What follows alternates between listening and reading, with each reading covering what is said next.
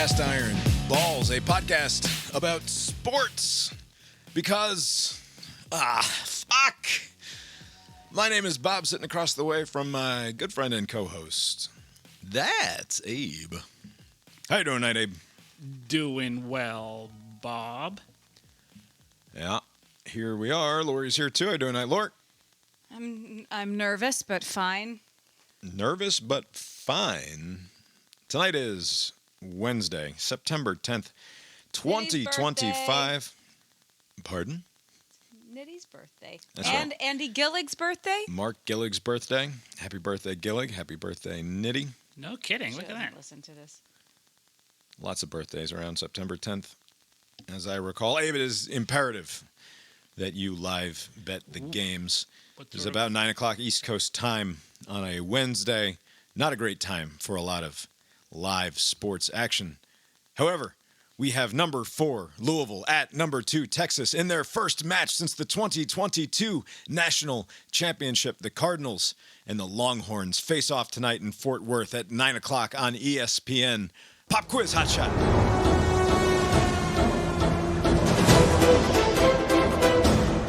What sport are you live betting right now? Okay, so this is in the evening. It's in the fall. I don't know. Volleyball? Volley, very good. Nice. Nailed it. Wait, is that right? Yep. Who you got, Louisville or Texas? And yes, to answer your question, you can bet on women's collegiate volleyball on the FanDuel app. You know, I randomly will have the TV on and there'll be some volleyball game going on, and there's always one player with a different color. Like, what is up with you? Are you familiar with the sport? Like, why is one? Yeah, not nearly enough to know. Not as much as you. I am certain that I have Googled that because sitting and watching volleyball occasionally for my own reasons, with my children in the room, to be clear. Okay, there you go. They would ask, why is one of the 6.5 foot tall Amazonian women wearing a different colored shirt? And I likely Googled that before. It did not stick in my head because that's not how knowing things works. I have no need any longer to stick it in the brain. Right. It's like you're full of new information. Louisville's on a hot streak. I don't know that to be true, but I'm going with Louisville. I will mark it for Louisville, and we will try to make a few dollars on women's collegiate volleyball. This Texas team is gutsy. A 4th-ranked win for Texas this season. Holly, they were down 11-6 in the 5th. Talk about the comeback kids. Texas. All right.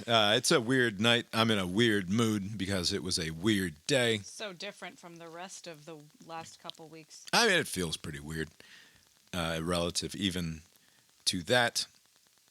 We're here to talk about sports, obviously, and that's what we will do. But just acknowledging that the political violence, the assassination that took place on Wednesday afternoon out in Utah, is sort of hanging over the proceedings here tonight. But, we're here to have fun and not talk about those sorts of things. It is technically a school shooting.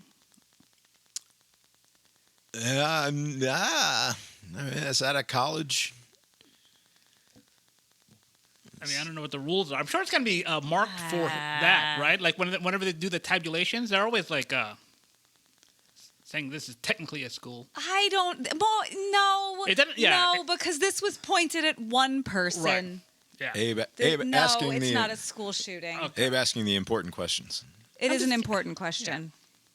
But no, Okay. because it was not like, R- I'm going to go shoot up the school. I mean, maybe it was, and this was a insane coincidence. And he just wanted one person. It's like, oh, the one that's speaking, he'll do. Yeah, but probably not. Yeah, probably not. I frequently have used the formulation, all stakes, no consequences. And in a moment like this, obviously, it feels like it's disproving my thesis of all stakes, no consequences. But I submit to anyone who suggests that that thesis is wrong because of consequences to consider that at some point the consequences always come home.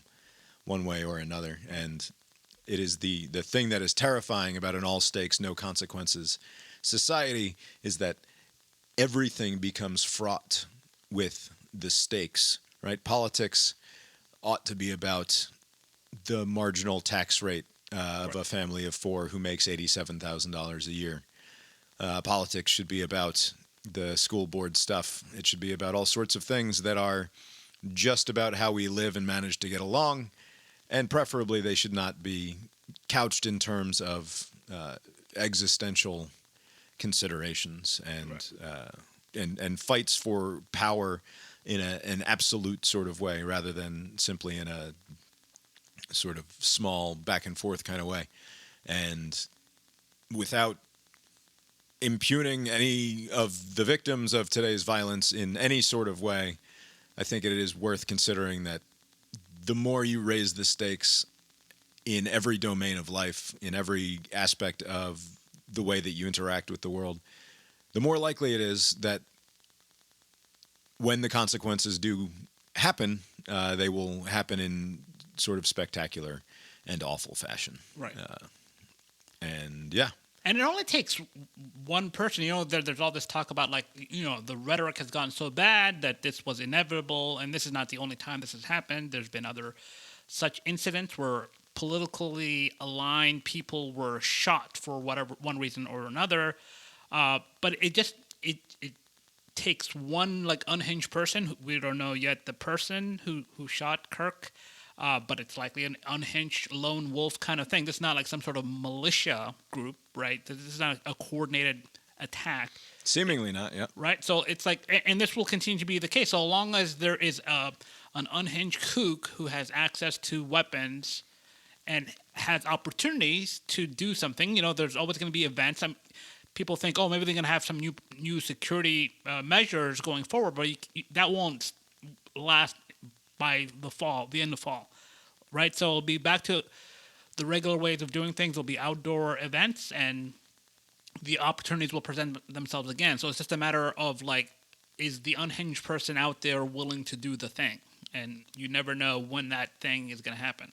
And I think this is not to argue with you about the framing this in terms of a single unhinged kook, but I do think it is worth saying that yeah, there are always going to be some very small percentage of unhinged kooks out there in the world who are going to do horrible things, and that raising the temperature, raising the level of rhetoric to places that are sort of unsupportable relative to the questions at hand makes it more likely that there will be a wider net will be cast in terms of bringing in more unhinged kooks into the conversation, the conversation such as it was. So yeah. Yeah, and it's remarkable how many, like, I've forgotten so many events. I mean, like the Nancy Pelosi incident, like I said, the Minnesota thing just a couple of months ago, people have already forgotten. It seems to happen. It appears to be more frequent. I don't know if it actually is, but, like, it seems to be like when there's opportunity to do something. Like, I would hate to be like a politician or somebody, like, just going by the airport and some kook sees you, like, as you're at the bar or whatever, going to your gate, and they're like, hey, this is the opportunity for me to do something. I think it is absolutely more common, and I think it is purely a function of the way that we talk to one another and about one another now. And really, to say that it's the way that we talk to one another is to get it exactly wrong. Right. It's the way that we talk about one another. It is not the case that these people are likely talking to one another in any meaningful sort of way. They are talking amongst themselves about how existentially dreadful the other people are and how we are in a battle for the very survival of ourselves, our families, and our nation. And so the more you raise the stakes higher and higher and higher, the more likely it is that you convince somebody who's teetering on the edge of unhinged kookery to topple over in the wrong direction. All right, let's quickly talk about something else. The sports-adjacent question of the week. We are about a week behind the news cycle on this one, Abe, but you had passed along video from Miami, where the Philadelphia Phillies were playing down there in Miami. Yeah, the Marlins, yeah. There was a home run that was hit by a Philadelphia Philly, and the home run ball went into left center field, I guess. And there's video of a middle-aged man, I guess in his 40s or so, running down the aisle and snatching the ball up, seemingly from the ground in between a row of seats there, and then running back to where his family was, 15 seats away or so, and handing the ball to a young boy, I don't know, 10 or 11, 12-year-old boy there with a glove, and dad doing the dad thing and proudly handing his son the home run ball from his favorite team. Right. Probably thought he did a great job. What happened next, Abe? So there's this nice family moment, and then moments later, I think they're both, like, the kid and the parents and this lady that comes in are both Philly fans, right? All of them Phillies fans, right. Yes. So this is not like a adversarial, like you're on the wrong team kind of thing. Like this is like a fellow. It involves people rooting for Philadelphia. It means it's an adversarial situation. But these should people be on the same page. Anyways, this lady comes to the guy, and she's like, initially she's just like saying something very aggressively towards him, trying to make some point. The father is like startled. Like he did not notice her immediately until she was like in his face, and he was like, "Holy shit, what the fuck is happening?" And he's like taking this in, and he initially tries to make the argument as to like, "Hey, this was a live ball. I didn't take it from your hand. Like I'm making this part up. I don't know exactly what he said, but like he's making an argument, thinking like this is gonna calm down the issue, but she's still adamant that this is her ball. A great injustice has happened, and this has to be rectified somehow. And the father was like, "You know what? Here's the ball. Take it. Leave us alone." And the lady goes back to sit down. And all the surrounding fans were decidedly against her behavior. All right, I'm going to play a clip from Good Morning America from a couple of days ago. The woman splashed out on the left, going to put the fightins in fighting. It's the grab now seen around the globe. Phillies fans scrambling after Harrison Bader. Bader. Yes, that's Harry Bader, to be clear. Okay. Philadelphia Phillies stud Harry Bader. What is his middle name? Harrison Bader sent a home run ball flying into the stands during Friday's game against the Marlins. One man emerging victorious, gifting the ball to his son who was celebrating a birthday. But watch as a woman storms over to them. His dad gets the ball for his kid. Nice family moment. What? Until she decided to ruin it. She said, "I saw it first. The ball wasn't even in her row." That father and son, Andrew and Lincoln Feltwell, now speaking out about the catch and confrontation on GMA. Heard the crack of the bat, watched the ball go up in the air, and I knew it was going to the right, but I didn't know where. So I just started going to the right a little bit, hit a chair and bobbled between the armrests, and I picked it up, turned around, and felt like Super Dad, walked back to Lincoln, put it in his glove, and gave him a hug. It was exciting getting our first home run ball ever from all our games. Andrew and Lincoln say they had no idea what was about to happen next in this now viral moment caught on camera. When she screamed in my ear, that's when everybody saw how shocked I was. And, when I turned, I had to lean back because she was really close. She had many, many inappropriate words to say around my kids. And all I could think was, make her go away. The Pops does the right move. He says, "I don't got time for this. I'm trying to have a nice night with my family." Yeah, I'm good. Gives the woman the ball. As for that young Phillies fan, both teams chipping in to create a happy ending. A good deed does go noticed. The Marlins gifting him a bag full of goodies, and after the game, Harrison Bader himself sending Lincoln home with a signed baseball bat. It was really, really exciting. I would have still liked that home run ball to put in my room, but everything else, it's all just as good in the end. All good in the end. So great that the teams were able to help make it so right in the end. But also check this out. The U.S. Open was this weekend, guys. A ball goes into the stands. You see a guy pick it up, and what's he do? He gives it to the kid in front of him. Commentators saying that was the right thing to do rather than taking it away from a little kid. Gio, this was your topic in our group chat segment yesterday. As you said, can we all just chill out a little bit? Exactly. Just chill out a little bit. Especially for the kids. Yes, absolutely. Yeah. Think about the kids. Yeah. All right. Thank you all. All right. A couple of things here. First, was that Robin Roberts there? Yeah. Calm down about the kids, everybody. It's not all about the kids. It's fun for anybody to get a home run ball, right? It's cool for the kid. If you're there, I'm sure I've said before, if you're there and you don't have a child with you and you catch a home run ball. I've never caught a home run ball in my life. Two of your brothers have. Never got a foul ball. My brother Andrew has caught home run balls. My brother Chris has certainly gotten foul balls. No, I caught a foul ball. Saved my life. Yeah, your life, I'm sure. Every time I tell the story, it gets more intense. Very cool, very fun event to happen, no doubt.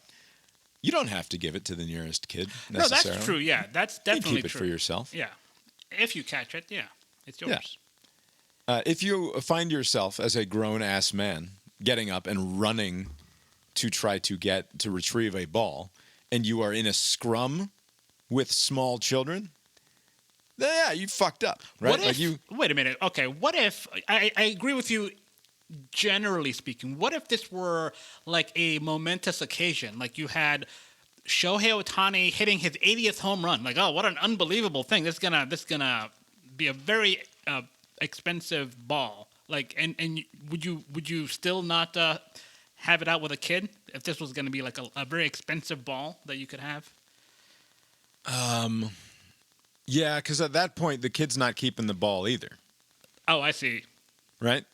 I mean, the kid, maybe to him it's a full ride to college or something in 10 years, but it's just purely a monetary transaction at that point. This is not a question of sentiment. This is a question of financial interest. And at that point. So if money's involved, elbows up, but otherwise, live a little. I mean, I don't know. You don't have to do violences to the child, but. The second thing I want to say is. This dad is two pussies. Oh man, that reaction, that startled reaction, was unbecoming. It is extremely unbecoming. When he does like the flappy arms thing. Look at him hugging his son. The way that he reacts, is as though he's been caught doing a pedophile. Yeah, like doing something that he really shouldn't be doing. Like, oh, I wasn't touching him. Yeah. I wasn't. Not. No, I'm a father hugging my son, and this is fine, you lunatic. He reacts as though she's come upon him in the showers with a boy who doesn't belong to him. All I could think was make her go away. You know how you do that? You say, I picked the ball up off the ground, you fucking maniac. Yeah. Goodbye now. Yeah. That's how you get her to go away. It's like, funny thing about your ball, it's in my hand. How did that happen, lady? Sit down. Very poorly handled by him in the moment. Yes. Clearly the victim, not doing victim blaming here. Yeah. But like if it were another man, maybe he would have a little more wiggle room to react. But do you think like he had to be a little more deferential because he didn't want to cause a scene, especially in front of the family? Why? Because he's kind of wee? Because he's kind of small like and weak? This woman coming to him, like, what are you going to fight like a woman over a ball? Like, what are you going to do? Thirdly, the stinger at the end of that Good Morning America clip was showing a nice man getting a ball at the U.S. Open, as though somehow tennis is a more civilized. That was the implication. Situation, right? I mean, clearly, it was. Look, these Philly dirtbags who've spread all across the country now, including into Miami, are obviously subpar humans. But good news. Here in New York, in Queens, oddly enough, another famously sort of unpleasant part of the world in terms of interpersonal human interaction, we do it better here. And they showed the clip of the dude handing a tennis ball to a young fan. there was yet another situation where somebody like went out of their way to give a ball to a kid. That happens all the time. This tennis thing, did this happen in the aftermath of the Phillies thing? Like, was this like... So you're asking, did that person have, like in the zeitgeist, he knew about the fact that Karens be stealing home run balls from children? Right. Because, like there is if you get caught in this sort of thing, like if you become internet famous for the wrong reasons, your life is going to be turned upside down. People are going to seek out your place of employment. They're going to try to ruin you. I saw like news alert style stories about this woman having been identified and getting fired from her job. I assume that's not true. Like, it's not true. And also, like somebody was misidentified. I think there was some woman in New Jersey that got flack, and she's like, wow, what? That wasn't me. The problem is that's a popular look, unfortunately. By the way, can we talk about that? Talk about, like, she's like out of central casting. Like, if you had to like imagine, like, okay, there's a Karen who's gonna be like harassing somebody, a family, over a ball. This is, I mean, I don't want to like cast aspersions towards this lady, but she would look something like she does. Yep. What is that like? That level, the level of entitlement that is on display there. Like, what does she think she's laying claim to? Because she never had. This isn't a situation where her hand was on the ball, and then and they went halvesies on the ball at the same time, and by virtue of his superior man muscle forearms, he was able to wrangle the ball from her. This is a fact of the ball was hit closer to where her assigned seat was than his, right? And he got up and walked down the aisle and plucked it from the ground, near to where presumably her ticketed seat was. Right. That's the extent of her righteous claim here. It seems like she thinks like she's got like this sphere of influence, like a 10-meter radius. Like if anything comes around here, this is my area, and how dare you? And there were one or two other people also jostling for the ball at the time. Well, and what if it she's had been the only one with the rightful claim? Right. What was that, Lori?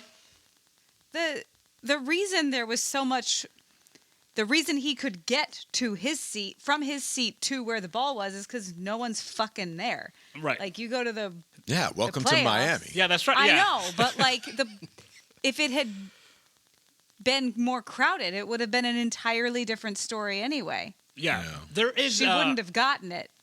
Now that everybody has like these cell phone cams and there's video footage. Like after that happened, all the fans around her are decidedly against her, and she seems to kind of pick up on that, and she's like trying to make her case. There was like a video clip of her arguing with yet another fan about this incident, like how she's like trying to make the case, like, no, it's not fair. Like she's behaving like a petulant child, but like in an adult body. Like what was that that Chocolate Factory movie with that girl who was like whining about Willy Wonka and that thing. Yeah. She reminds me like she's got that spirit. Like it's not fair. The Veruca Salt energy. Yeah, because she seems like I bet you she still thinks she's in the right. Like the whole world is wrong. Like everybody's wrong. I'm right. Yes, that is her whole ethos. Yeah. All right, I want to show this clip though because they were talking up tennis as though tennis is this more civilized situation, and this was going on at the U.S. Open just a few days before the incident in Miami happened. Your blood start boiling, and here's why. It has been trending all over social media this weekend from the U.S. Open. Did you see that? It's a viral video. Right there, that man in the black shirt is a Polish CEO. Why's he got to be Polish? Yeah, why? What does that have to do with anything, newscaster lady? Polish CEO, Piotr Cezekryk. He snatched a signed hat that was from a tennis star that was meant for that child right next to him in the crowd. This after the controversy, the CEO of the Polish company called Drogberg released a statement. That statement has been translated, and I cannot believe this is how I'm reading it. Yes, I took it. Yes, I did it quickly. But as I've always said, life is first come, first serve. I understand that some people might not like it, but please, let's not make a global scandal out of the hat. It's just a hat. If you were faster, you would have had it.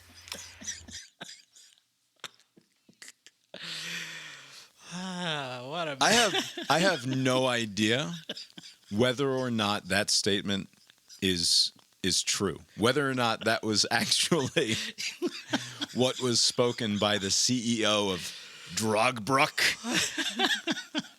Yes, I took it. Yes, I did it This quickly. this is from the YouTube News 19 WLTX channel. I don't know what WLTX is. I don't know. I assume that this is real. Right. And that this was the I'm going to clean this up statement from the CEO of Drogbrook. It's just a hat. This guy is something else. So with just a cursory amount of Googling, I found out that, first of all, WLTX News 19 is out of Columbia, South Carolina. And the apology that they read on air, not the apology, the statement from the Polish CEO was a fake. It was fake news. And they put it out there, and it's up there on their YouTube. I found an article at BBC. The man who was caught on camera snatching a hat off a young boy at the U.S. Open has said he made a, quote, huge mistake, end quote, after footage of the incident went viral. Peter Cezarek, a Polish chief executive of a paving firm, said he was convinced tennis star Kamil Majdrack had been, quote, passing his hat in my direction. I know I did something that seemed like consciously collecting a memento from a child, he wrote in a statement. This wasn't my intention, but it doesn't change the fact that I hurt the boy and disappointed the fans, end quote. The video, taken during Majdrack's match on Thursday, showed the tennis player offering his cap to a child before Mr. Cezarek appears to take it. The 50-year-old wrote on social media on Monday, quote, I would like to unequivocally apologize to the injured boy, his family, as well as all the fans and the player himself, end quote. He added that he had given the hat back to the boy and hoped that it had, quote, at least partially repaired the damage that was done, end quote. So this is, of course, of a piece with a lot of the things that we've been talking about lately in terms of not being able to trust anything that you see online and the way that that leaks into real life, right? You turn on the local news, if you're down there in Columbia, South Carolina, and you watch these idiots attribute a fake statement to a Polish CEO suggesting that the world is hard and that this kid should be made harder if he expects to survive in it. And then, we idiots, get on our silly little podcast and talk about it as though it's what really happened. And of course, I had suspicions that like this couldn't possibly be true, as you hear, and then again with just a small amount of Googling about, you realize, well, of course it's not. But anyway, back to the conversation. If you were faster, you would have it. The only thing he left out was this is an important life lesson for that young man, right? Like. Guess what he's not going to be the victim of next time something valuable is placed right in front of his nose. That's right. A sudden snatching. Yeah. You can be sure of that. Let this be a lesson, kid. Soon you could be a piece of shit like me. Do people have a lack of awareness? Even if you wanted I don't even know what these people do with these balls. I don't get this whole signature stuff other than like selling it. Most of the people that you see who are hounding athletes and celebrities for signatures are, in fact, autograph resellers, right? Right, but if you're a CEO of this prestigious company I never heard of, like you're not hurting for money. It's not like you're supplementing your income with eBay auctions, right? So like, I don't know, maybe. Yeah, maybe he's hurting for money, but it just seems to be like he just literally snatches. He's aware that there's a kid there. Like there's no He knew exactly what he was doing. Yeah, he's you know what though? I mean, I don't want to be. I don't want to say I'm on the CEO's side here. Obviously, this was very terrible, but in a less soft America, in an America of 30 and 40 years ago, that kid would be fighting for that hat. Don't be such a pussy, kid. Don't be the dad who looks like he got caught with his hand in the cookie jar when somebody accuses him of hugging his son. Right? Right? That's true. Stand up for yourself. there have been Throw an elbow into that fucking piece Yeah. of shit's groin Right. and get the hat back. Right. You know, there have been many incidents similar to this. Like, not like the Philadelphia lady who's making this whole thing, where like like an athlete throws something in the general direction of the fans. Like maybe, and he intended maybe for the kid that he sees, and somebody snatches it from the kid. You know, like that. I've seen that a lot. And in some occasions, the athlete notices it and he's like, "Hey, I meant that for the other person, not you, you idiot." And the guy like sheepishly gives it away. So like I've seen this before. I encourage you to try to imagine what you're going to do with like the sweat towel from your favorite athlete, Right. and like why Going to run away from it. why you want that in your life, you fucking weirdo. Like kids, there's no accounting for kids. Right. They idolize athletes, and that's fine because they're children, and that's why the athlete is throwing the thing at the child. Why do you care? Yeah. You grown up. Right. It's weird, and the grown-ups are usually like the older than the athletes that they're seeking out the sweaty shit from. Anyway, it's like this kid is like 21 playing tennis. You know. Poor Anyway. behavior, yeah. You know, a little more character wouldn't hurt. Yeah. All right. That's the sports. What I don't know what the sports adjacent question of the week is. What the fuck is wrong with people? Maybe is the sports adjacent question of the week. And also, even if there is something wrong with you, at least be presentable. These games are being televised, and even though it's probably, I don't know what the viewership was for that Phillies game. Well, it became a whole lot. It becomes the whole thing. Yeah. So basically, it's like it doesn't matter who's watching it live. It's going to be repurposed, and more people are going to watch it if you do something stupid like this. It's not worth it. Like, you're not getting good return on your investment. That ball meant nothing, and now this lady's life is going to be turned upside down. I remember now what my sports adjacent question of the week was relative to these stories, which is, do you think that this is why Vlad Putin decided to send drones into Poland in the last 24, 36 hours? And are you now on the side of the Russians? You think he wrote like Peter, or however they say it over there? It is Peter, right? Like a Piotr? Yeah, just say or whatever. Peter. If it says like Pyotr, Yeah. You can just say Peter. Yeah. It's fine. Yeah. He's like, we know what you mean. Yeah. All right, let's talk about the upcoming weekend in college sports. It's time for the best game in every time slot. I must say, not a great week of games. Once again, it is better on paper. Much better. It's got some good games. I will say better. I will not say much better. Are you it's juicy comparing as this to can that be in the opening morning. weekend? Like what is because this is a pretty solid weekend of football. I like to think that by week 3, I shouldn't be stretching to find second games and quad box games. By week 3, I should have a necessary quad box, and I have no necessary quad box here in week 3. Blame the Big Ten because they're still not doing it. Yeah. Right. My standard is like, is there like a compelling matchup at each window? Like, you don't need to have more than one. Yeah. Just one compelling matchup. All right, if that's the standard, then we're getting there. Yeah. We have one good game in each Need window. 2 TVs. Let's go Friday night for a bonus Friday night game. A game that these teams should be more talented. I want them to be better teams. It's Kansas State -1.5 at Arizona on Fox on 9 o'clock on Friday night. That's sort of Friday night game you can turn on and hope it stays entertaining for a while. Right. But they're not particularly good teams. halftime. Yeah, go to bed at halftime. But the weekend kicks off in earnest the next day. Saturday at noon is a game that is happening in your neck of the woods. That's right. It's number 12 Clemson. The number all the way down to -3.5 for Clemson. Moved further still. By the way, it should be noted, I have been keeping track of this line because it didn't make sense even, after Clemson lost their first game. I was thinking, okay, maybe 7.5, 6.5 or whatever, but it was 9.5. But now ESPN pretends that never happened. I took a screenshot. It was 9.5 on Sunday. And then now they're pretending that it started at 6.5 and moved down to 3.5. Now it's showing as 2.5. So you could have gotten the Jackets plus 9.5 on Sunday, and that number's all the way down to 2.5. Yes. Wow. Abe, I have a question about your Georgia Tech friends. Yes. this what's the good word? To hell with Georgia. Yeah. Do they do that a lot? I noticed that they do it a bunch.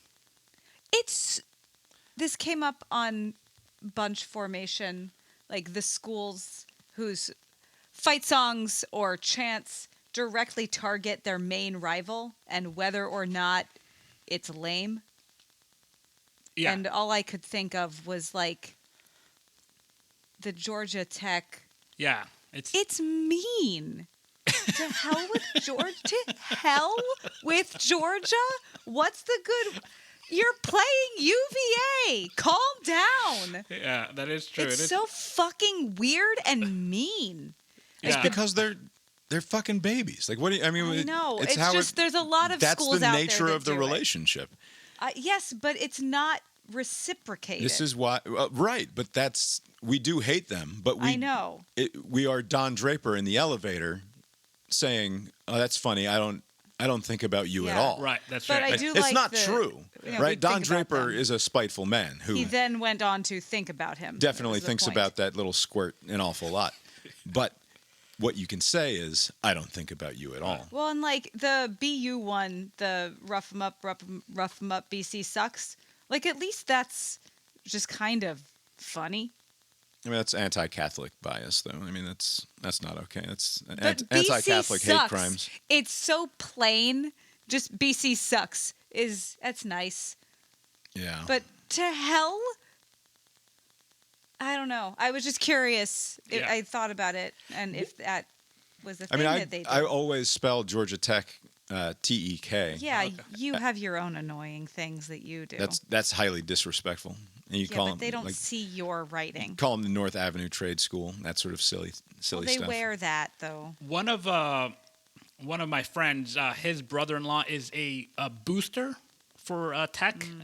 Got some nice seats. Now, I guess he wasn't a big enough booster to throw me a bone, but whatever. Have you bought your tickets yet? No, I've been waiting diligently for the price to come down. It still hasn't. I don't think as the line gets close. What do you call it? Smaller. I'm thinking. I don't need to see the Probably gonna go kickoff up, when is all I'm toe saying. meets leather. I got a strategy. I'm gonna be able to get in. Okay.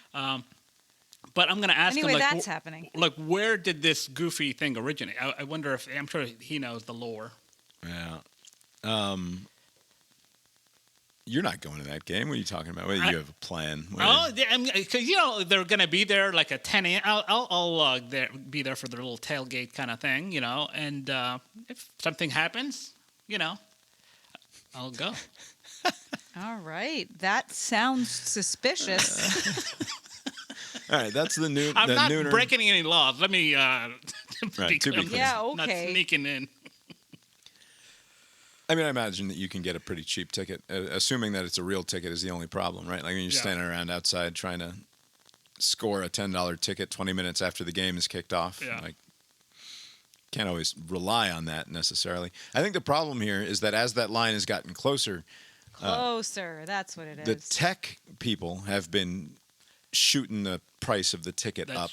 You would think that the demand would be on the Clemson side, but if Clemson sucks, the demand isn't there. But if Tech has a chance of winning, then now all of a sudden, because the amount of Tech people in town there is fairly More significant. than Clemson people. Yes. Although it's only a 2-hour drive. Maybe, I don't know. Yeah, it's very Clemson's pretty very close. popular. All right, at noon on the second TV, the only other game that I could find worth checking out is Wisconsin minus 21.5 at number 19 Alabama.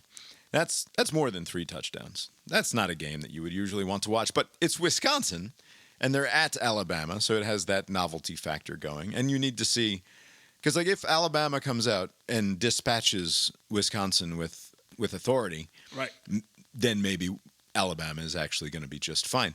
If they struggle with a bad Wisconsin team, then the whole Kalen DeBoer situation gets even more unpleasant for Kalen DeBoer and his family. Did you see that? Apparently, there's some lotto one of those lottery things, Mega, whatever, Powerball. Powerball got up to $1.8 billion before two people hit it, yeah. There was, before it hit, they were asking, doing man on the street kind of things at a local station in Alabama. And they're like, what are you going to do with the money if you win? And they're like, the first thing I'm going to do is get $70 million and buy out DeBoer. Get that bum out of there. Like, that was top of mind with once you win. Who are you going to get? Yeah. Like,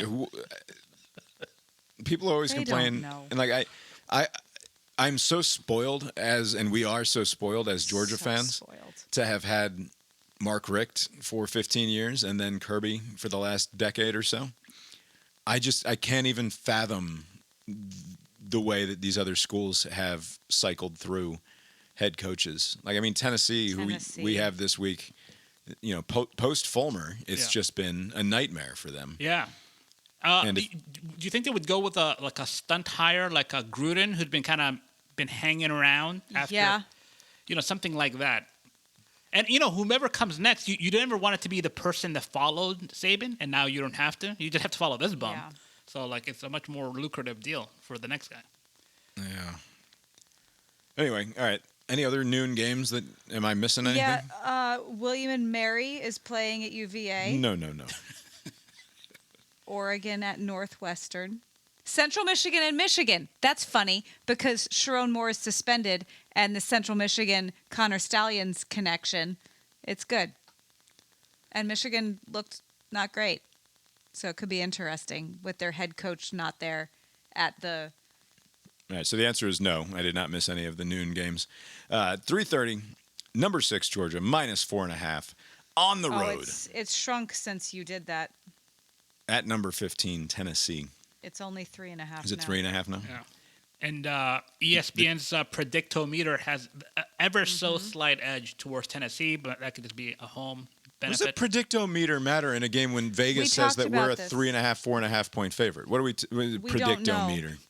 The fuck is that? You can't besmirch the good ESPN analytics. I guess It's better than ESPN Bet, right? Which has the Dogs as the 3.5 point favorite on the road. But we talked How about does the predictometer mean fucking anything? But at least the we talked predictometer about is how it's just different. In which direction is the line moving, Bob? Is it towards the predictometer or away from the predictometer? I think it's going towards the predictometer. I refuse to to dignify the predictometer with a response. Georgia has won 8 games in a row against Tennessee. They've won 13 of 15. The last time the Dogs lost to Tennessee was a nightmare Hail Mary situation. You know what they call that play? Nope. The Dobnail boot. Yeah, that's pretty bad. It's fucking clever is what it is.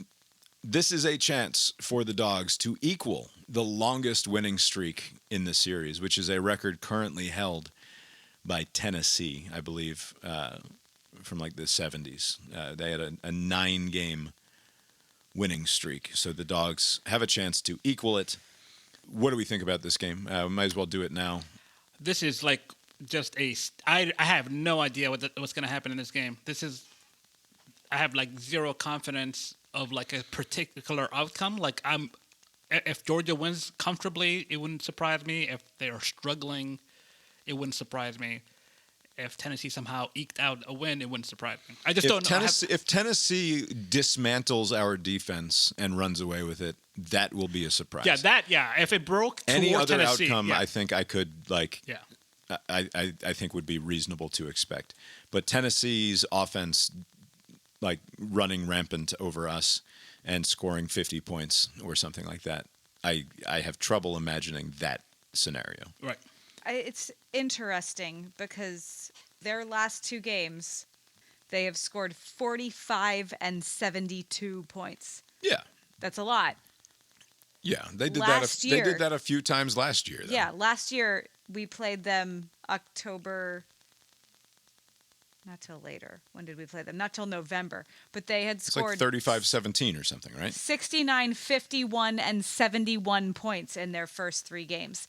In 2023, they scored 49 and 30 points in their first 2 games. And it makes me nervous, but also in those years against us, they've scored like 16 Kirby points. has thoroughly owned Josh Heupel as much as he's thoroughly owned Tennessee. Like he's It's the offense and the defense matchup or something. right. That I don't know anything He about. has complete ownership over Josh Heupel in his career, and I don't anticipate that Josh Heupel suddenly got smarter about those sorts of things.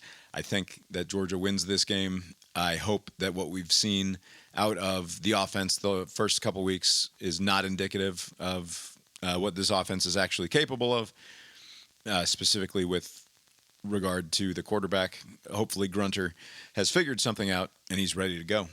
But 8 in a row is a lot. Kirby's 8-1. 13 of 15 is a lot. This is a game that matters to them.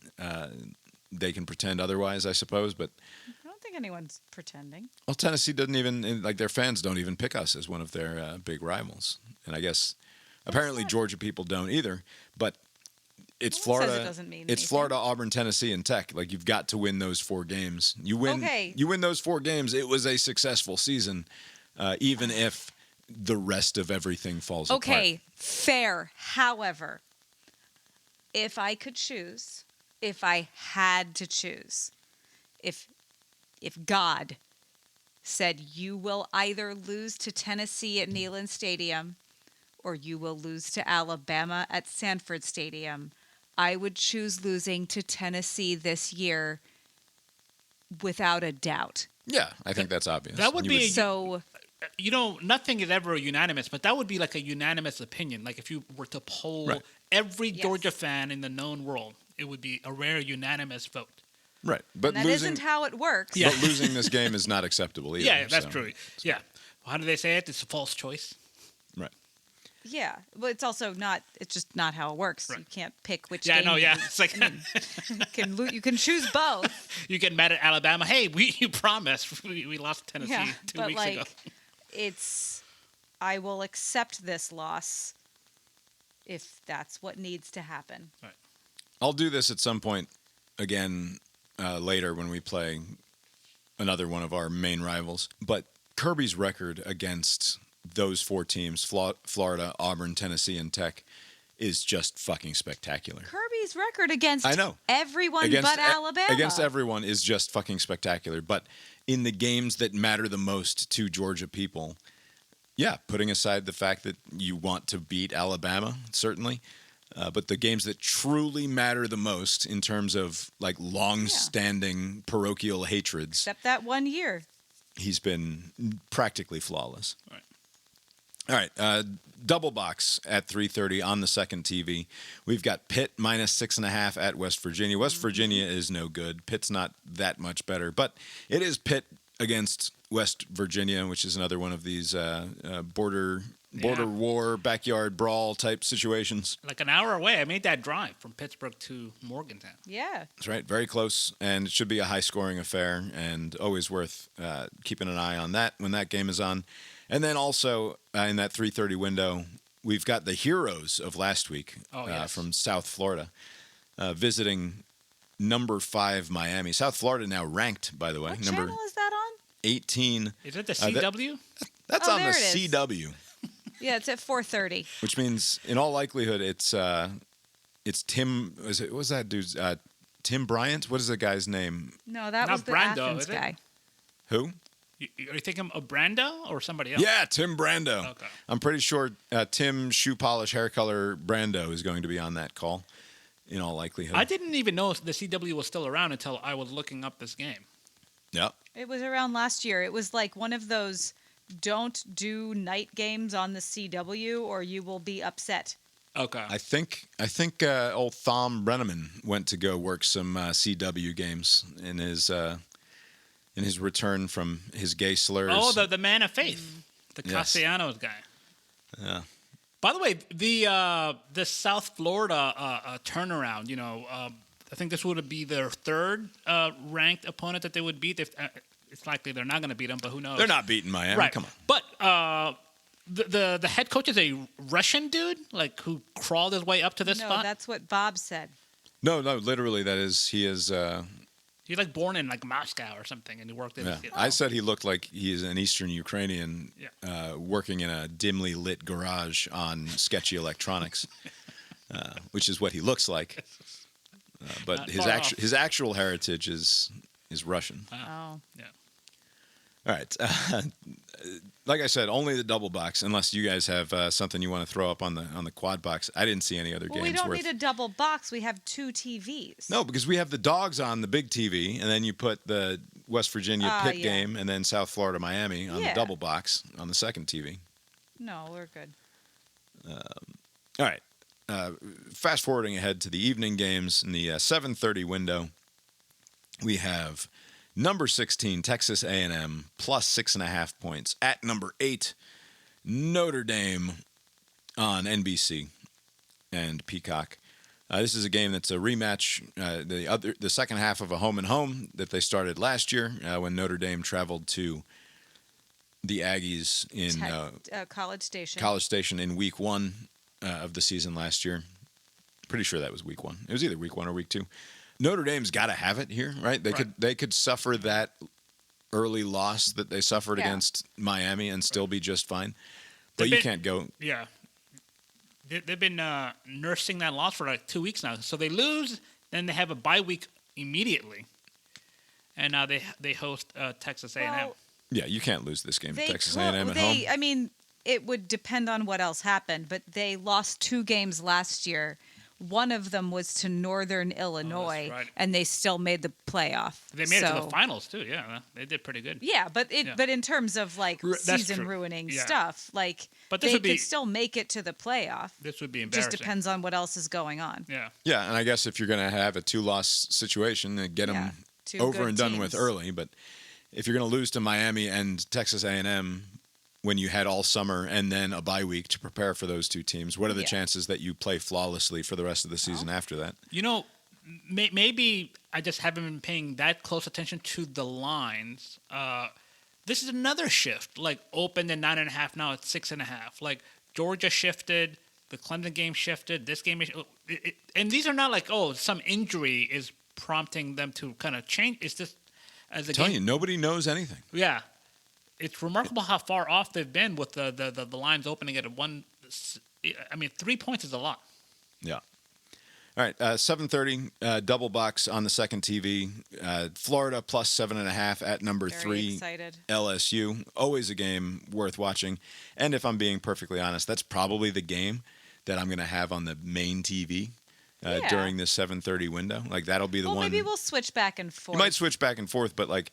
In terms of atmosphere and excitement, Florida LSU is... Man, if Florida did not shit their pants against South Florida last week, this would be like a nice, 2 top 15 game matchups. day would be there. Yeah. Oh, yeah, right? I mean, they screwed up, a good matchup. Because you were looking this ahead of time, okay, Florida should be good early in the season, and this would be like a marquee game. And now it's less so. I think game day was supposed to be at West Virginia, but because West Virginia sucks so much ass, they decided to go to the Georgia-Tennessee game instead. Knoxville, yeah. And I don't know, maybe they would have shifted to... Another option was the Clemson-Georgia Tech thing. There were 3 or 4 possibilities, and a lot of teams lost, and basically by default, Georgia and Tennessee gets it. Yeah. All right, also at 7:30 window, 7:45 on SEC Network, you've got Vandy plus 5.5 points at South Carolina. Lenora Sellers, number 11. That also has moved now 1 point, and now it's 4.5. Oh, even tighter. Yeah. That'll be fun to see if South Carolina is for real. Didn't they struggle a little bit? They did. Yeah, they did. Yeah, but you don't want to peak too soon, Bob. This is a long campaign to the Heisman. Yeah, whereas Vandy. And they've also Vandy took it to Virginia Tech last week, and Virginia Tech. I think we were saying before that game, you don't want to lose. You don't want to lose to 2 SEC teams to start your season if you're Virginia Tech, especially if those 2 SEC teams are South Carolina and Vanderbilt. And it looked like because they were somewhat competitive with South Carolina, so you're thinking, okay, they should be able to put up a good fight against Vanderbilt. But boy, that coach is going to get fired. No, it's got to be the earliest in the season.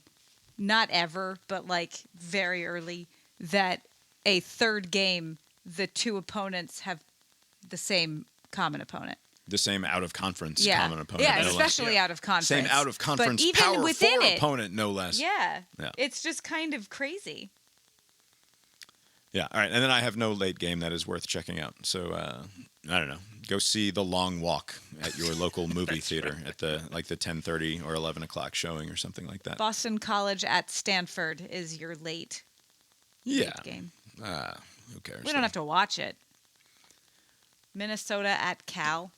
Yeah, Minnesota Naming Cal games. is a potentially fun game, but I don't trust that don't have to it will watch actually be good is the problem. My level of interest of watching all the late games will hinge on that 3:30 game. Like, because if Georgia gets their ass kicked, it's like, all right, that's enough football for now. That's enough football, yeah. Well, so I like the idea of I like the 3:30 because then if we lose, I don't have to go to bed right away.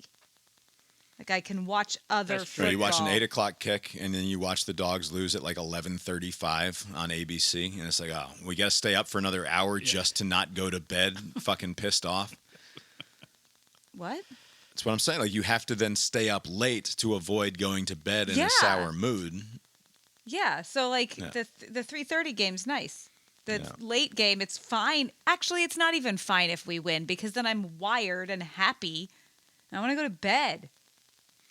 All right, it's time to move on to the CIB 2025 Football Pick'em Contest. I'm afraid, unless I double check here, Cousin Steve has not yet gotten his picks in, but it is Wednesday night, so he's got a couple days here still to get those in. Steve, you cannot afford to not get picks in. Just to be clear, you're in the caboose as it is. So get me some picks. Let's see. Let's look at what the rest of us are doing. I'll go first. I've got Tech as the outright winner, as the home underdogs against the visiting Clemson Tigers. It's an emotional hedge because if Cade Klubnik comes out and has an awesome game and scores me a lot of points in our CIB 2025 fantasy football quarterbacks thing, then I'll be happy. But if he doesn't and Tech wins, then I'll get some points here in the pick'em.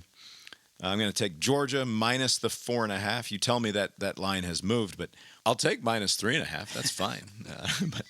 But I'm locked in at minus 4.5. I'm also going to take the South Carolina Gamecocks at minus 4.5 against the visiting Vanderbilt Commodores, and then I'll take Ole Miss minus 7.5 at home against Arkansas. Ole Miss struggled against Kentucky When's last that week. on? When is that on? Yeah, where is that one? I don't know. Oh, that's at 8. Yeah, we'll keep an eye on that, obviously. But they struggled against Kentucky last week. I think they get right against Arkansas at home. And then in the NFL, I will take the Colts as home underdogs against the visiting Denver Broncos. They are a 2.5-point dog, but I'll take the Colts outright. Not a believer in Bo Nix? No, I am constitutionally incapable of being a believer in Bo Nix. And I assume that he will have a sophomore slump in some fashion. He was surprisingly good, it must be said, in his rookie campaign, but enough of that. All right, Lori, what do you got? Okay, so this week, Josh Pate's picks are what I went with. Mostly. There's one that's not. I forget which one. You didn't pick all of his picks, right? How's he doing so far? I don't know. Okay. That's not the point. I don't care. I don't like doing this. I just wanted to choose someone else. Also, Andy and Ari didn't agree on a lot. No, that was the one. Alabama minus 20.5 is the one they agreed on. Okay. And the rest of them they disagreed, so I had to seek help elsewhere. Georgia Tech. Oh, it's different. What do I have to do? Yeah, that's not 6.5. That's a 3.5-point line. Tech plus 3.5. Plus Oregon State plus 22.5. You have inside information on that? Tech. Oregon State, huh? Yeah, why? I don't have any information. Okay. I am using someone else's picks until I don't have to do this anymore. Cal, I'm picking Cal to win and Tulane to win. Cal is playing the Minnesota Golden Gophers. They are home dogs. It's just a 1.5 point spread. That's a potential 10-point win for Lori there, taking both Cal and Tulane. That's very smart in our system to find those The close underdogs. The close underdogs at home seems like a smart way to accumulate lots of points. So, yeah, Tulane plus the 1.5 against a wretched Duke team. Your former Tulane quarterback that now goes to Duke, and then your former BYU quarterback that's now at Tulane. So that's a fun story there. All right, if you say so. I don't know anything about points. This is just what Josh Pate said. All right, Abe, and what do you got?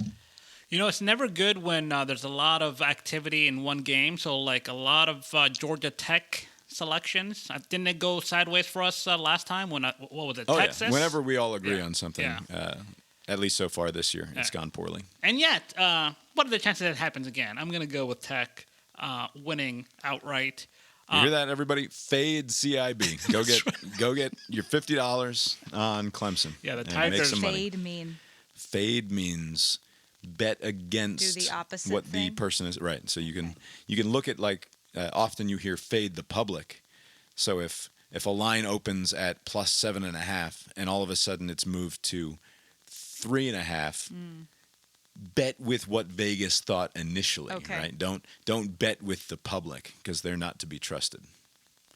I think South Florida will hang with Carson Beck's Miami. 17.5 is a pretty comfortable cushion. I read this article on the South Florida program, liked what I read, and so I'm like, why not? We got a Russian dude. How bad could it be?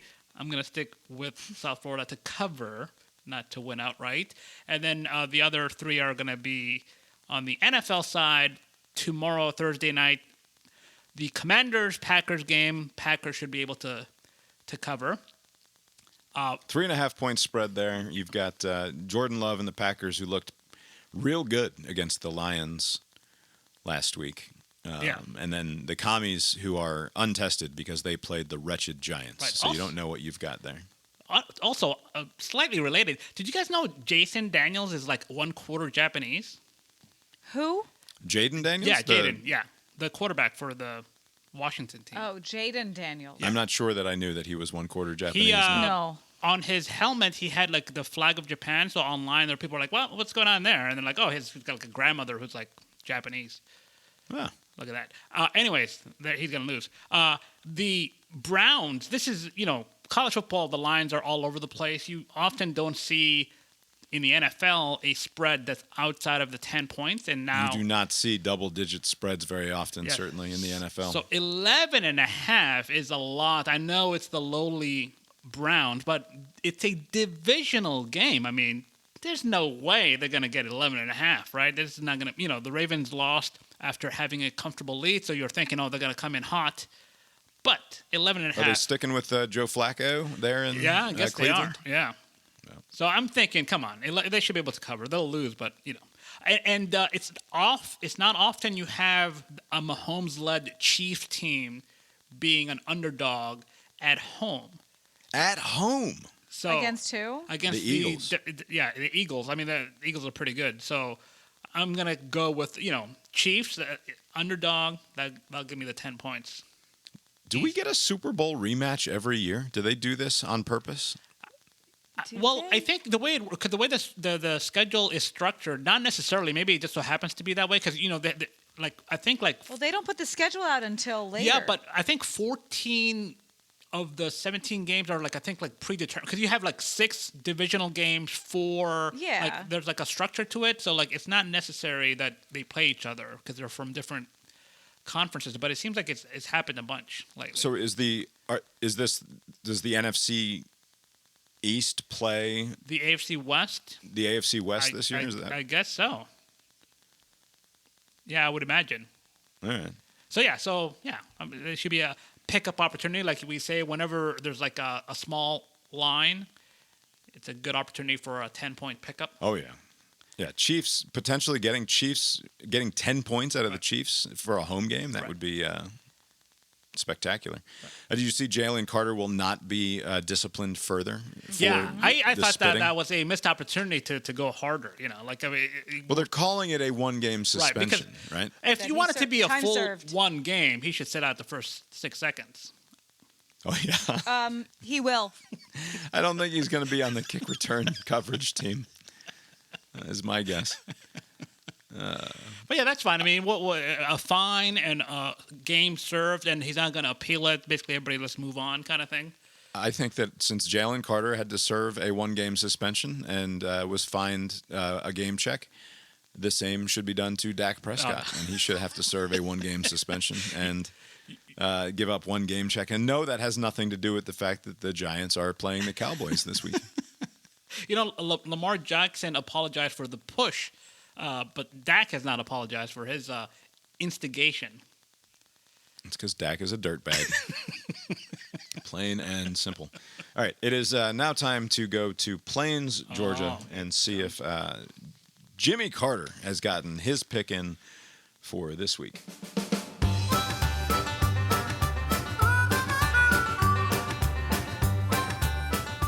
Hello once again to my dear friends at Cast Iron Balls, and also to a man so full of spite he once held his breath for so long that he passed dead out under a tree in the park, all because he was mad at the air for being so casual and pleasantly abundant. Preparations are well underway up here in heaven to remember 9/11 tomorrow, and I have to say, it's a much more festive atmosphere than I would have guessed. I'll be honest with you, if I didn't know any better, I'd say we were in for more of a celebration than a solemn remembrance. I don't recall any 9/11 ceremonies while I was alive that featured big sheet cakes with the burning twin towers drawn in icing up in the jet on the Pentagon Games, or dunk tanks where you have to throw your shoe at a target with George W. Bush's face on it, at which point Uncle Sam slides all that little retractable bedseat into a pit of burning lava. But I guess they just do things a little differently up here. You know, in heaven.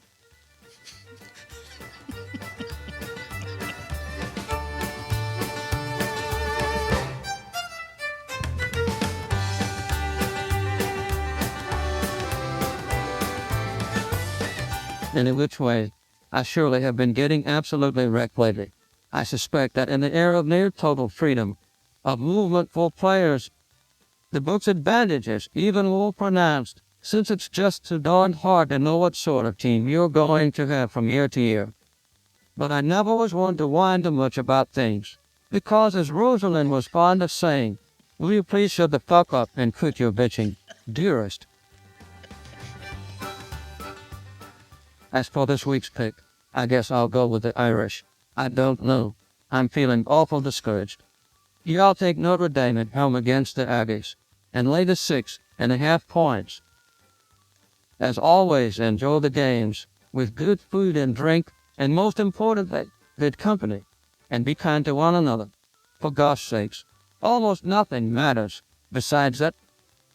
May God bless this great nation and this great podcast. Until next time, this is Jimmy from Plains for Cast Iron Balls.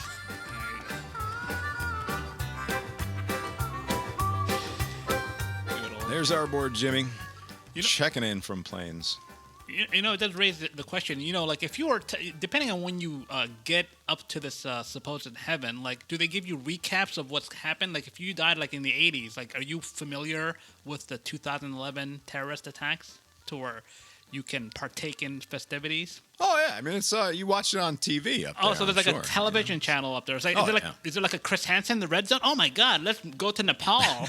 That's right. That's what my idea of heaven sort of always was. Oh, yeah. You get full memory. You get to rewatch your whole life from every angle. Oh, nice. Not just your perspective. Pin the jet on the Pentagon game that they're playing up there on 9/11. It's fucked up. I was listening to NPR on the way to the ball field today, and you're talking about, like, are the dead made aware of the latest goings on? And I missed the top of the hour newscast, so it's like 5:13. So it's still in the A block of all things considered. And I know because I looked at the clock right when this happened. They went to one of their culture podcast correspondents, somebody who watches TV and then talks about it on NPR for a living. Pretty good work if you can get it, I guess. And it's the host of a show called It's Been a Minute, which I do not listen to. I'm unfamiliar with it. They had a 5-minute conversation about the fact that the next Bachelorette is a woman from the Secret Lives of Mormon Wives who announced her reign as the next Bachelorette on the Call Her Daddy podcast. So that was the analysis going on was it's a crossover event between two popular reality television programs. And what does it mean that it was announced on the Call Her Daddy podcast? Now, I had spent much of the 3 hours leading up to 5:13 in the A block of all things considered, consumed with the fact that a incredibly prominent and powerful and influential media figure had been shot in the neck and murdered on not quite live television because this was not being broadcast as like live television event, but like the public assassination, right? The public assassination, and in the A block of all things considered, we got 5 minutes on the Bachelorette and how she's from the Secret Lives of Mormon Wives, and she went on some fucking podcast. Yeah, I don't know. I have anything to add to that. Yeah. Just I'm at least familiar with the words you just said. So I thought Mormons were like straight laced. Like they're There's divorce. Okay, is that okay in their religion? But No. this is But it happens. Is this the not to be besmirch the good Mormons? Is this the underwear people? yeah. Okay. Yeah. So I mean, I doubt that she's wearing her Not church garments fundamentalist. anymore. Okay, so this is like a different branch. This is the secret branch. No, it's just, some people are more religious than others. I don't know. Don't watch the You know show. what's a better gig than being religious? Fucking going on reality television and making millions of dollars for no reason. And like the thing is, I watched half of one episode of that show and couldn't tolerate it. The Bachelor or No, Mormon the Wives? Mormon one. The problem is like their husbands are gay. Oh, really? But they're in the closet. So it's just bad news. I've never watched a single moment of The Bachelor. Me either. I mean, you see I clips mean, maybe of it by a single accident. moment. Yeah, sure. Like you see clips of it by accident or whatever, but it's quite the phenomenon. Oh, people apparently. are into it. Yes. Yeah. All right. You've been listening to Cast Iron Balls, a podcast about sports with Bob and Abe. Lori's here too. You can find the show on Substack, brainiron.substack.com for more from us. You can also check out tetramermusic.com, TETRAMER music.com for more from Mark Gillig, who composed our opening and closing themes and is old birthday. once again. Abe, did anything else in the world of sport strike your fancy this week? Yes. So this upcoming Saturday night, this is, I know, not a popular sport for some, but I still keep up with the world of boxing and MMA. And there's a very big matchup this weekend. Canelo Alvarez is fighting Crawford. This is a $200 million purse prize. It's got some unsavory people involved. We have $200 million? 200. Most of it is going towards Canelo. So he's about $150 million in. But there are a lot of unsavory characters involved in this. So, like, the reason why the purse is so large, the Saudis have been, what do they call it, sports washing? They've been throwing their money around, buying teams in Europe and, like, getting involved with golf, with that live thing. Well, they're also getting involved in this human cockfighting of boxing. And so they have plenty of money to spend. This is going to be a Netflix event Saturday night. And it's perfect, now that I think about it, it's like an open window because there aren't too many marquee games post, like 10 o'clock, so Right. like that's when this will happen. Anyways, $200 million purse. It's got the Saudi types.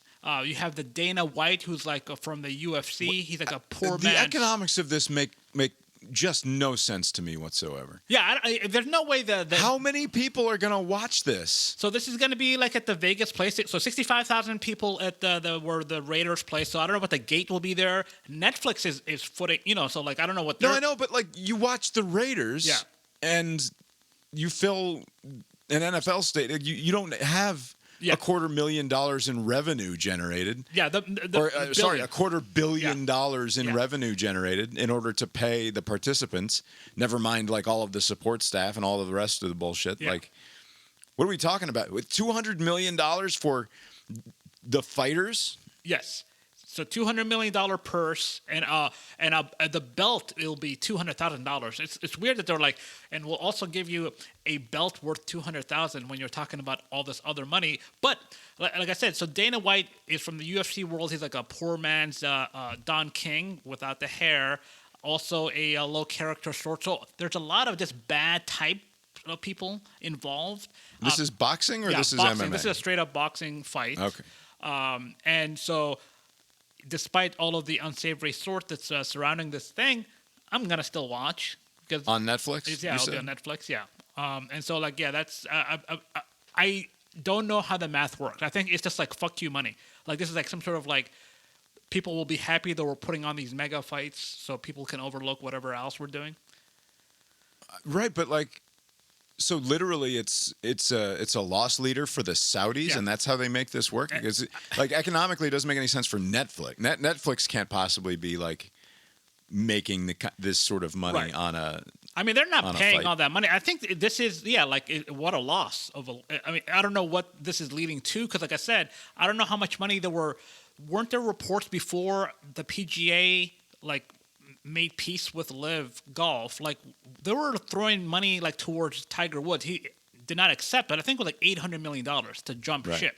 So, like, money is not a concern to them. I guess they're printing money over there. So this is not like some sort of like, we're going to recoup all this $200 million plus whatever else it costs to make the show work.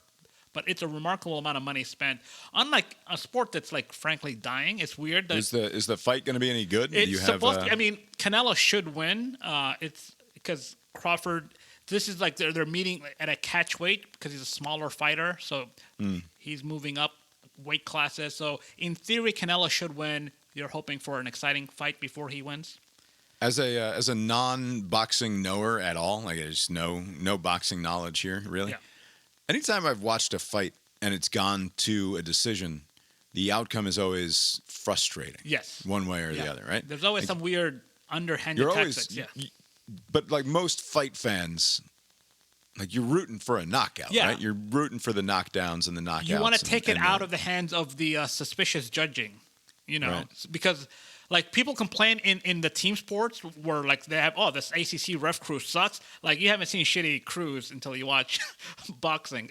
It's like, what fight are you watching? How did you score that way? Like it makes like no sense. So like, yeah, you would like the fighters to settle it themselves, but like, yeah, when it goes to the cards, it's some random number that pops out. Oh. All right, well that's good. That's alternative programming for a light Saturday night college football slate. Like I said, I think you should go see that Stephen King movie. Oh yeah, I'll get around to that. I still don't understand the concept. They're very the preview I see. They're very kind of like almost jovial, talking to each other. But apparently, like if you stop walking, you die. You think they'd be a little more. They have their game faces Yeah. on. So I don't get it. I mean, attitude is everything. Yeah, I haven't read the book. I don't know anything. So this was like the first novel that he ever completed, apparently, and not the first one published. Okay. Obviously, that was Carrie. It was published much later as one of the Richard Bachman books, which was his pseudonym until he was outed as the man behind Richard Bachman with the publication of Thinner, which was a very silly movie, as I recall. That's right. I only saw it once shortly after it came out, and my only real memory of it is I had a buddy named Chris Mantell who used to walk around to people and do the thing that the creepy gypsy lady did in that movie, where he would just walk up to them and gently cross his fingers across their face and just say, thinner, as a real creepo kind of move. Did people usually catch on to the reference? No, generally not. They just thought he was being weird, which he was. Also, that I sort of remember the gypsy lady being a bit of a smoke show. Okay. But that may or may not be true. 14, so Yeah. just being a woman. Was the book good? Thinner was pretty good, I think. I remember the long walk, being okay. All that Long walking. Walk is great. Okay. Yeah, Long Walk is a lot of fun. I mean, it's the opposite of a lot of fun, but Okay. a good book, as I recall. I liked it a lot, and short, relatively speaking. Is it like based on like what is that? The Baton Death March? Is it one of those? I wonder what the inspiration for that is. Yeah, I mean, what's interesting is that it is very much the sort of thing that's an inspiration for a lot of like young adult dystopian fiction these days. I think it's fair to say a lot of the stuff that he did has birthed a lot of young adult dystopian fiction. Well, he writes about teenagers gangbanging women. Not women, other teenagers. All right. Oh, is that the one where they cut it out from the movie? All right. I'm Yeah, so weirdly. tired of non-Stephen King knowers. In defense of the orgy. Okay, go ahead, Bob. It is not as weird as it sounds when you take it out of its context. It is a weird moment when you read the book, but read the fucking 1,000-page book and then talk to me about whether or not you think it belongs. And also, like the fact that somebody writes something, it drives me crazy that somebody can write something and then you can be as though there's something wrong with the person who wrote it. Oh, I didn't say that. But that is the way it's treated. That is used as a slur against Stephen King all the time. Like, you go look under any Stephen King tweet where he's being slightly himself. Yeah. Like, because he's a bit of a fucking moralizing, semi-sanctimonious old dude at this point, right? Like, Well, he shouldn't be that way. Sure, he shouldn't be that way. But also, like, guaranteed under any tweet that he's done, it's going to say, wisdom from the guy who writes about child orgy gangbangs. So you should separate the art from the art. It does not speak to the character of the writer. Like, of course not. What are we talking That's about almost here? always true. It's just to say it influenced an entire genre of young adult literature. Like, yeah, obviously. It is the death of art to insist that the words spoken by a character is a moral judgment upon the person who wrote that character. That is that is almost always true. No, except the guy who wrote Lolita. Like, that guy is a weirdo. Except in the most famous case. All right. Lori, did I ask you this? Did anything else in the world of sport? I don't know. I'm too tired. Lori's too tired. Abe, have you got anything else for us tonight? Nope. Well, I guess that's all we've got for you tonight then, and we will talk to you next time. Later.